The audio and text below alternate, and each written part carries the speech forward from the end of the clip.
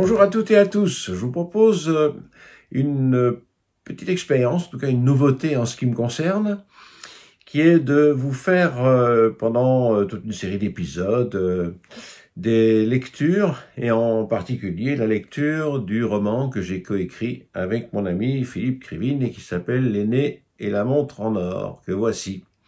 Voilà, c'est mon premier roman, j'en suis évidemment très très heureux. Un travail qui a demandé à peu près 5 ans de connexion, d'écriture, etc. Mais qu'aujourd'hui, je suis très très fier de voir édité, notamment par cet éditeur bruxellois qui s'appelle Chronica, et qui nous a fait l'honneur d'être aussi l'éditeur de son premier roman. Alors voilà, on va aujourd'hui un petit peu découvrir ce qu'est ce bouquin, évidemment. On découvrira au fur et à mesure des épisodes suivants des éléments du livre que je vais vous proposer, qui m'ont été un peu inspirés par cette formule de l'intime festival créé à Namur par Benoît Poelvoorde et qui rassemble des lecteurs, des grands lecteurs, des acteurs, des comédiens qui viennent lire des livres qui les ont particulièrement marqués et qu'ils ont envie de partager avec un public parfois très très nombreux pour une salle comble du Grand Théâtre de Namur. Alors ici, c'est pas une salle comble, moi je vous invite tout simplement chez moi et on va ensemble découvrir donc L'aîné et la montre en or. Et aujourd'hui, eh bien, petit préambule. Tout d'abord, je vais vous proposer un petit résumé et ce résumé, eh bien, vous le trouverez en 4e de couverture. Je vous en fais la lecture parce qu'il est relativement bien dense, bien condensé et bien précis. Donc c'est l'histoire de Franck Marzetti, qui est le fils aîné d'une fratrie sicilienne de 5 enfants.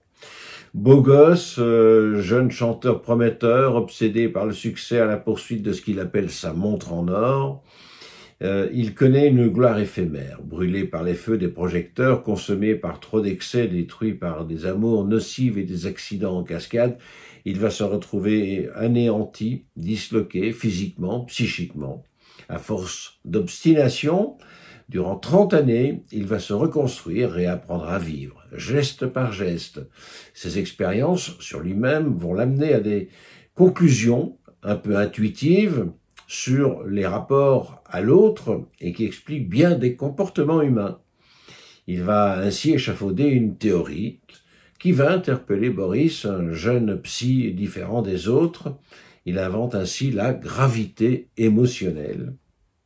Une formule vite convoitée par les grandes puissances qui cherchent à contrôler le monde pour le rendre meilleur. Voilà. Donc il y a un peu de tout dans ce livre, en plusieurs couches. C'est l'histoire de Franck Marzetti, c'est l'histoire d'une théorie, c'est aussi l'histoire d'une convoitise. Donc 3 parties. Je ne résiste pas non plus à vous lire le commentaire que nous a envoyé Boris Cyrulnik. Alors Boris Cyrulnik, c'est pas n'importe qui, c'est l'un des plus grands neuropsychiatres. J'y ai trouvé des idées et une ambiance très krivinesque. Il faut dire qu'il avait déjà rencontré Philippe Krivine par le passé. C'est bien écrit, merci monsieur Cyrulnik, agréable à lire, voilà, on l'espère, et avec des idées et des enchaînements intéressants. Alors, je ne résiste pas non plus au plaisir de vous lire la préface. Pourquoi? Eh bien, parce qu'elle a été écrite par Daniel Swery. Daniel Swery est ce psychiatre avec lequel nous avons travaillé, Philippe Krivine et moi-même, pendant plus de 2 ans, à faire des réunions, à nous rencontrer, à comparer un tout petit peu nos idées, surtout celles de Philippe Krivine et les siennes. Moi, j'étais un observateur particulier et attentif. Et donc, Daniel Swery, qui est un responsable de la création d'un institut psychiatrique à Bruxelles, nous a donc écrit cette préface que je vous lis maintenant. Socrate, Spinoza, Freud et tant d'autres grands esprits de l'humanité ont tenté de percer le mystère de l'âme humaine. Ils ont tous consacré leur vie de chercheurs à cette quête immense, à cette aventure impossible. Pourtant, ils ont tous très vite compris que la souffrance psychique, cette douleur souvent invisible, était le contenant de ce secret bien gardé. La souffrance psychique, à travers la psychose ou la névrose qu'elle produit, est comme une loupe qui révèle à celui qui la regarde les fondements du fonctionnement psychique de chaque être humain. La maladie mentale est ce laboratoire de toutes nos émotions, de nos peurs, de notre tristesse, de nos colères, de nos joies. La recherche en neurosciences dotée des technologies les plus sophistiquées a tenté aujourd'hui de percer ces mystères. L'imagerie cérébrale, la neuropsychologie, la génétique moléculaire se sont mises au service des hordes de chercheurs passionnés.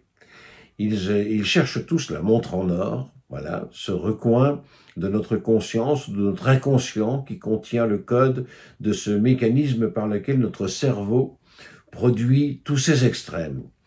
Cette découverte serait-elle enfin ce chemin vers un monde apaisé, sans peur ni colère, sans haine et sans guerre?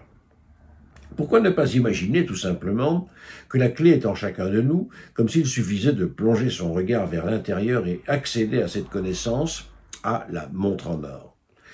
Franck a souffert, il a connu la gloire et les plaisirs éphémères, et puis il s'est retrouvé dans les profondeurs de la dépression, il s'est décomposé. Pendant toutes ces années où il a côtoyé la mort de l'âme et les phobies les plus meurtrières, il a plongé dans la solitude et n'a eu d'autre choix que d'écouter cette voix venue de l'intérieur, du plus profond de sa détresse. Philippe S. et Philippe K. ont créé Celui qui sait. Celui qui, depuis plus de 30 ans, est en immersion dans les abîmes de sa mélancolie et de ses délires. Il a touché tant de fois la mort pour chercher à se libérer de ses souffrances. La force de la vie en a décidé autrement. Elle ne lui a laissé le choix que de chercher encore et encore les codes du chemin qui conduit au mystère des confins de l'univers, si loin et si proche, sa montre en or, à chaque seconde de son existence. À force d'observer ses moindres gestes, d'analyser ses sentiments et de contrôler ses pensées, Franck finira-t-il par la trouver, sa montre en or. Signé Daniel Souery, psychiatre, directeur du Centre Psy Pluriel de Bruxelles.